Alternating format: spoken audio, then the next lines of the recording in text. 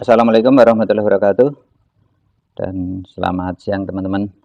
Kita lanjutkan kegiatan kita untuk starting bisnis atau usaha ikan nila sistem bioblok atau ikan nila bioblok yang hari eh, ini mau berangkat jemput si bibit yang saya pesan dari Sukabumi. Jadi yang saya pesan itu boleh dibilang sampling karena jumlahnya tidak banyak, hanya bibitnya itu 600, terus untuk indukannya itu 3 pasang atau 12 ekor. Itu indukan cukup mahal teman-teman. Jadi untuk langkah bisnis selanjutnya setelah latar belakang teman-teman lihat ya betapa begitu liku-liku ya untuk usaha ini memang banyak macam, mungkin ada 10 jenis usaha itu boleh dibilang modalnya tidak kembali. Nah, akhirnya ini untuk yang usaha budidaya nila bioblok ini mudah-mudahan bisa berhasil. Mohon doanya teman-teman semua. Terus setelah saya pelajarin dari kegagalan-kegagalan yang sekian banyak tadi, juga sekian mungkin ratusan juta yang loss berbagai macam usaha, itu akhirnya saya bisa merangkum atau menyimpulkan kira-kira penyebab dari kegagalan itu apa. Yang pertama adalah ilmu. Jadi ilmu usaha itu kalau memang kita tidak menguasai di bidang itu akan menjadi penyebab utama untuk kegagalan. Jadi ilmu yang secara teknis ya, kalau kita berkecimpung mungkin di kendaraan, yaitu menguasai misalkan bengkel, menguasai bengkel itu seperti apa dari A sampai Z-nya. Demikian juga usaha-usaha yang sudah kami sharing ke teman-teman itu semua memang ilmunya kita mengandalkan ilmu teman-teman yang mengelola modal saya ya. Akhirnya karena ilmunya tidak ada ya seperti itu hasilnya, semuanya hasilnya nol.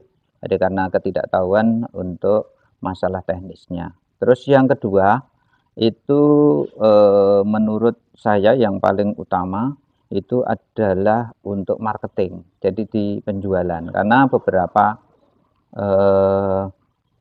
bidang usaha yang sudah kami coba tekunin itu kunci dari kegagalan itu adalah marketing. Karena marketing itu adalah kunci. Makanya kalau teman-teman mau usaha di budidaya nila ya harus punya channel atau punya tempat untuk melakukan penjualan. Apakah penjualan itu mau dilakukan secara eceran atau dilakukan secara sekaligus.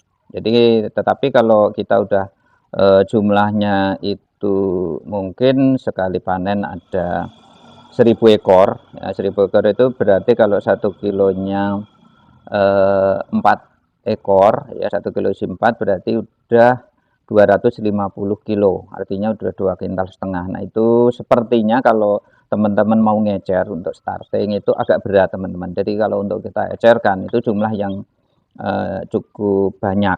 Tapi kalau itu bisa melakukan eceran itu menjadi keandalan sendiri dalam hal bisnis kita untuk dalam hal ini untuk nila.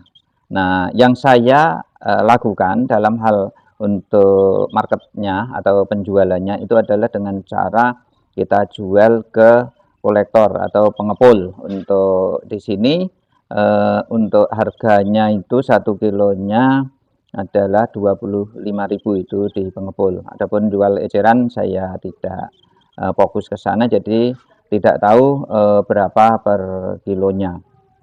Nah, itu yang penting. Jadi untuk market, untuk penjualan itu hal yang itu ya, yang harus kita apa namanya, kita kuasai untuk marketnya. Jadi kalau marketnya tidak kita kuasain, ya tentunya akan menjadi kegagalan. Karena nanti kita bisa produksi, tetapi tidak bisa kita menjual. Terus selanjutnya lagi yang tidak kalah penting juga adalah modal. Nah, modal ini kita juga harus harus kita ukur kemampuan kita. Kalau kita kelompokkan di UMKM itu masuk di kelompok mana? Mikro, kecil, atau menengah, atau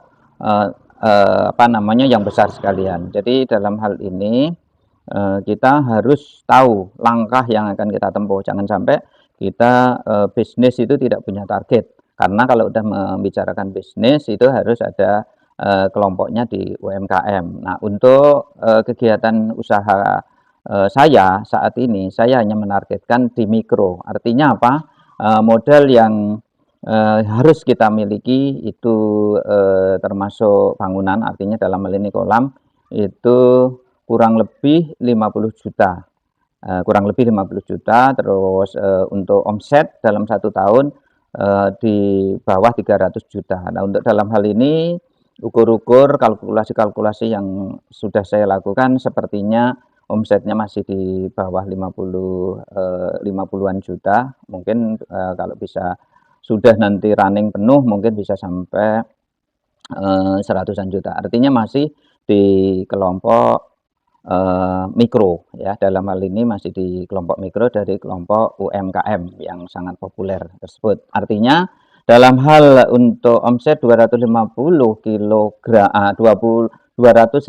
juta rupiah omset 1 tahun itu secara aturan perpajakan mestinya belum kena pajak. Itu perlu dipelajari lebih jauh. Nah, dari ukuran untuk si permodalan yang kita miliki, kita bisa mengelompokkan di mikro. Maka nanti selanjutnya supaya nanti untuk usaha kita ini akan bisa lanjut, bisa besar, bisa sungguh-sungguh diakuin secara hukum, maka nanti kita akan urus surat izin usaha ya, jadi atau surat izin untuk si usaha atau perusahaan.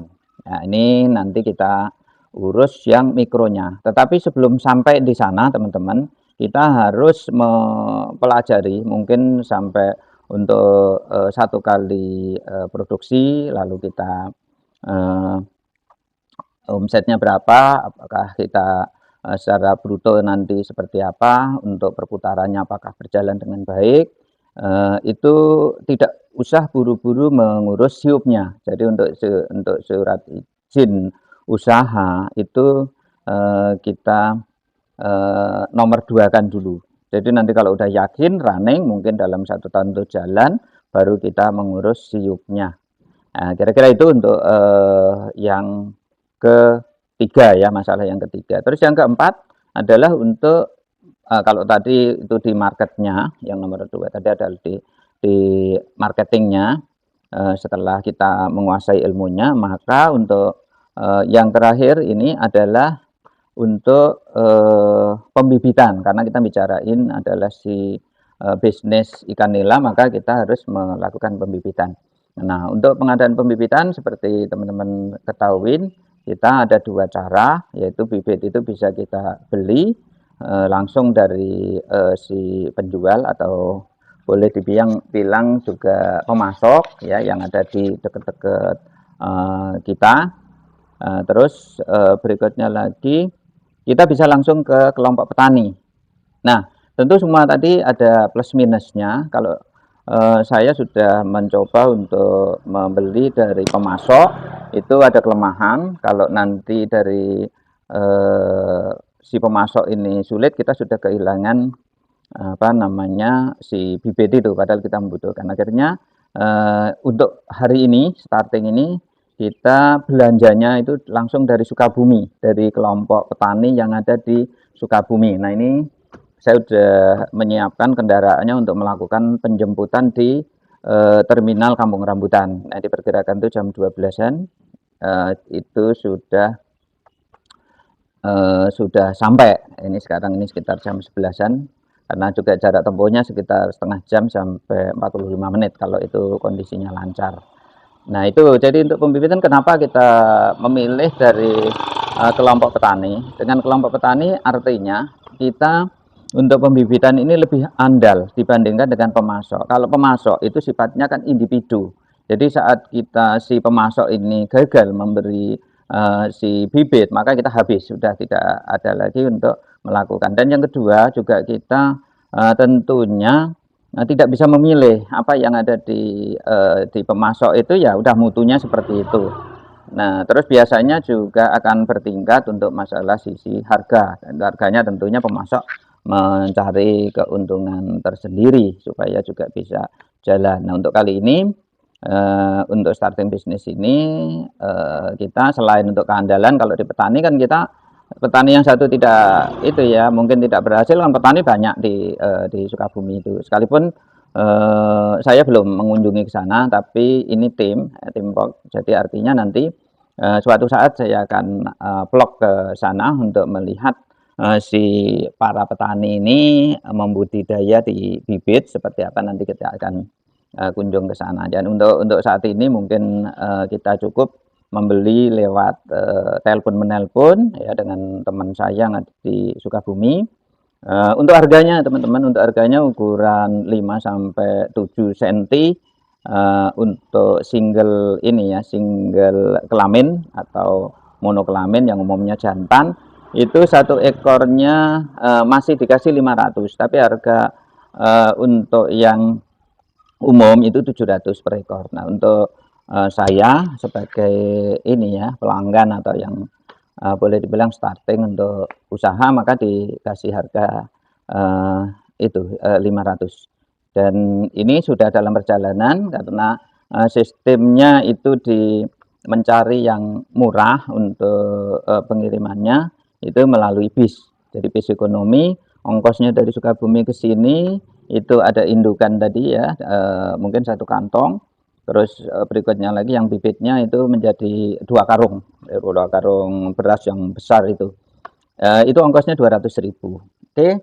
Nah, itu saja teman-teman tip-tip yang langkah-langkah yang akan kita lakukan. Nanti setelah itu semuanya oke, siap running dari istilahnya marketing, terus dari produksi, terus dari pengadaan bibit semua lancar, lalu bisa kita hitung keuntungannya.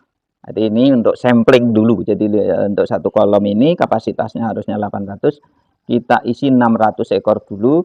Nanti bisa kita